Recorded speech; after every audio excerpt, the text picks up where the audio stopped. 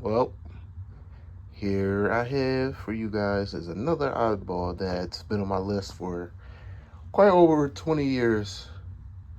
This is a 2002 Holmes 1Touch box fan model HABF-27. I just got this today from Facebook Marketplace, and I have to say, this fan was literally ahead of its time, especially for a modern fan, because where would you see a digital switch and a digital thermostat? Different. I'm sorry, a digital speed selector with a digital thermostat. And I could say I've been dying to get one of these since like 2003, when I seen them in the brochures of the manuals back in the early 2000s from Holmes products. This stood out to me the most. I am waiting on my friend to print out, because luckily I was able to find an instruction manual for this fan. So I'm kind of waiting on that, and I'll show that in another video once this fan is cleaned up. But I could really say that I'm really glad to finally hunt down this fan. And as you see, it's not in the best of shape, obviously. And being 21 years old, this is way more powerful than any other box fan that you see on the market today. But as you can see, this is the back. But I've never owned a fan that has an all black motor. That is an all black motor. Like, it has the black metal metal casings. I've never seen that before, but I love it because it's unique. Definitely needs to be cleaned. I have not cleaned this fan at all yet. Don't know when I'll be able to get around to cleaning it, but as you can see, this fan is not white at all. There's no white in this fan. It's gray mixed with black. It kind of looks like the with the color, looks like the Lasco Power Plus, but this one's way more sturdy and more powerful than the Power Plus, believe it or not. But yeah, I've been trying to find this fan for well over 20 years, especially over Facebook Marketplace. But back in 2019, I actually seen one of these near my area, but it got snatched up within under 12 hours. So, and I was doing college classes at the time, but I wasn't able to buy this fan because someone else brought it. But I seen a link on Facebook with this fan. It had like four fans lined up in one listing. It was the Lasco Weather Shield, the weird gray one, a 3733 for the mid 90s. This fan, the 1Touch, and I think it was another Weather Shield, but it was the regular standard like gray and white one. But that was from like the early 2010s. But this one, I seen all three of them, but when I first got to this one, I'm like, holy hell, I actually seen a 1Touch. So I went and messaged the seller last night, and today I actually went through hell today because I thought that he actually sold all four fans like under like 12 hours, and it was late at night when I messaged him. So luckily he reached out to me and said yes, it's still available. So I didn't waste any time. I went right over to the location and then exchanged, made a transaction for this fan. I only got it for $10, but I could say this is well worth the $10. Even though, I'll be honest, it has a funky digital switch. I think it's because it's the wear and tear on it from pushing on it so much. Like the switch sometimes don't want to like operate. Like I'll press it and it'll stay the same. But other than that, this fan has been quite used a lot. And I don't think it was used in the window. I'm not really sure, but I might be wrong. I'm sure I'm wrong. But this fan was definitely used around paint. I think I could get some out, but I hope I don't scratch the gray out of the frame. But this one, like starting from the 2000s, this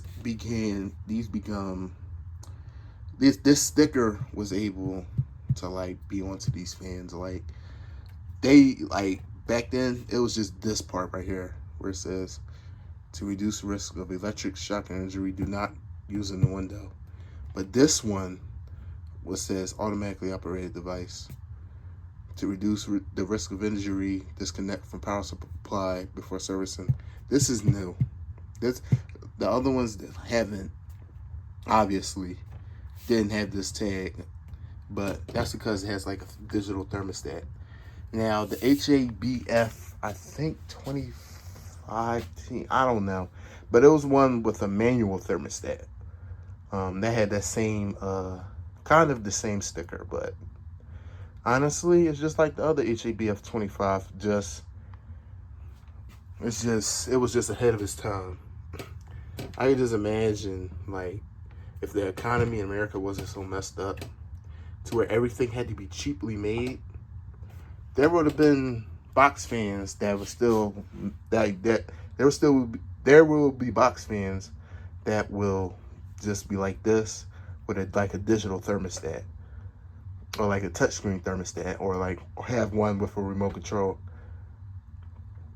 And honestly, this is like one of the very odd box fans that has this. It's probably the only box fan model in the world with this kind of speed selector and thermostat. And I'm actually happy to own it. And another thing I like about this fan too, this grill right here is very easy to turn. Like, I'm not even turning it at all. Like, it's like featherweight. See how it just spins around like this? Like, it spins so freely, and that's what I like about this a lot. Because I've seen a video where the grill just spins completely, like in the 360 when the fan is like on high. That's what I'm hoping to be able to do with this fan, because this fan is different, and I want it to be different in all quality ways. But without further ado, I'm gonna stop talking, and I'm gonna show you what I meant about this switch. Here is high.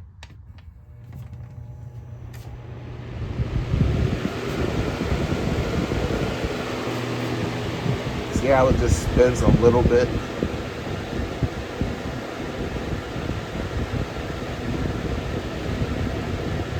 I can say back in the early 2000s, they definitely made this grill to the point where you don't have to like put in all of your weight to like turn the grill to a certain direction that you want. I can just easily turn it like this, and it'll go like right now. But even though it is out of balance somewhat, I hope that's not the fan making the grill spin like that, and it just stopped. But yeah, because back in the 90s, late 90s, these grills were very, very, very hard to turn. And I remember having the thermostat one back in the early 2000s, and this one was just so easy to turn.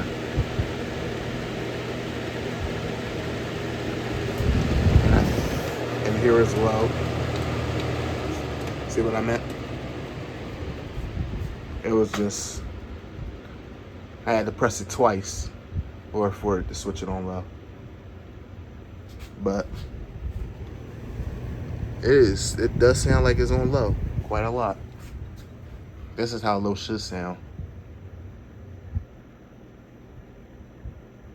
It's very quiet. Definitely could sleep with this at night.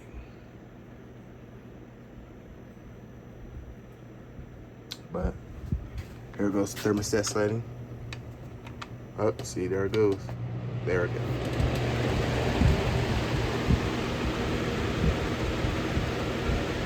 Now it is pretty mild in here, so it's not even nowhere near 60 in here.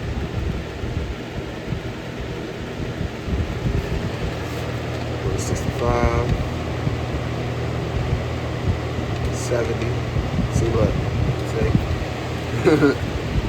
Takes a while to get used to for that switch.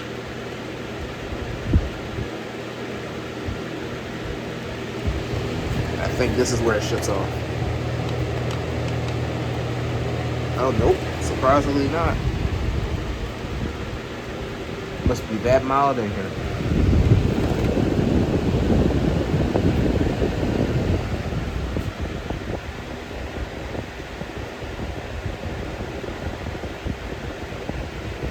I'm sure it's going to turn off at 80. Oh, I guess not. Whoops, I got to do this all over again. See, look, that's what I meant about the switch being flaky. So now I have to start all over again.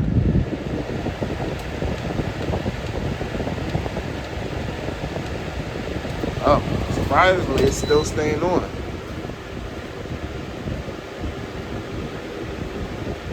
Surprisingly. And there's low for the same thing. Yeah, this is definitely on a low speed. And I have to say too, this is actually one of my first ever 2-speed box fans. Ever. And I've owned a crap ton of box fans. And I have to say, this is definitely a piece of history for me. From just seeing one of these in the, I don't even think brochures, but like in the Holmes instruction manuals, fake it, like, damn, this fan looks very weird. To now owning one like 20 years later, it's kind of a, fan's kind of a trophy, to be honest. But yeah, 65, 70, 75, 80, and off it goes. Off it goes. Yeah, this is a very like unique but extraordinary fan, especially from being 20 years old now. This fan's 21 years old, and the blades are out of balance. It's ironic because this is probably the most heaviest blade set that a fan company has ever made. Well, not heavy, thick. This blade set is super thick. Like, you cannot even bend it with your pinky. So, just stating, just being honest. But, yeah, I'm very glad to own this fan. Even though I've been going through hell trying to find one. Very grateful that I have one now. So, without further ado, I'm going to get this fan in the future cleaned up. Get this grill spinning freely, as I've seen before. And thank you guys for watching, and stay tuned for the next video I have in store. Thank you.